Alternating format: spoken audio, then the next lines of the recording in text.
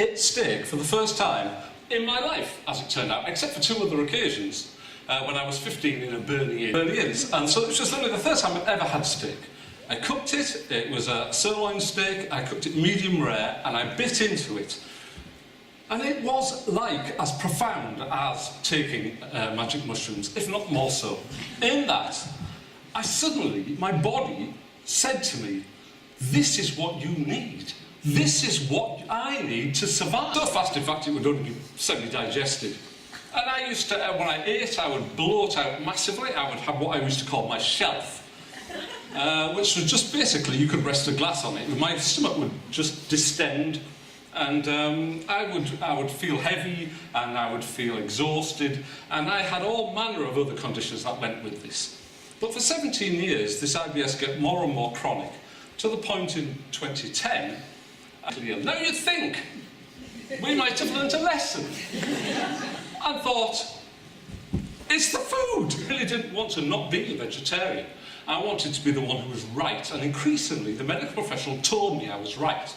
It told me that I was doing the right thing to my body, despite the fact that my body was shredding itself from the inside out, despite the fact I could have virtually destroyed the whole sewage system of Edinburgh at the time, with the vast amounts of bitter, heinous slurry that would come out of me. So, we got to 2010, and Dawn was at this time suffering from depression and from a thyroid which had been destroyed by the consumption of delicious soya. It's an evil thing, is soya, especially extruded soya, what we used to call soya meat, which is basically an incredibly industrialised product that's made, and under copyright, textured soya protein is copyrighted to an enormous food company up in Michigan, I think it is. And soya was bad enough for me, but it was particularly bad for Dawn because it absolutely buggered her thyroid, which it's well known to do. It does it to pigs, so why wouldn't it do it to humans? And we were realised that we'd been experimented on really by the healthy eating industry, and we'd failed the test. And Dawn said to me one day, it's not just what we're eating that's wrong, it's what we're not eating.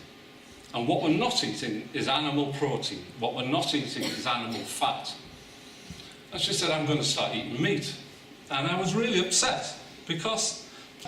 so I had some sort of sense of altered states. Now, when I ate steak for the first time in my life, as it turned out, except for 2 other occasions, when I was 15 in a Burnie Inn, which I'm sure many of you of a certain age will remember was a very glamorous location for the lower middle class to pretend they were at a restaurant.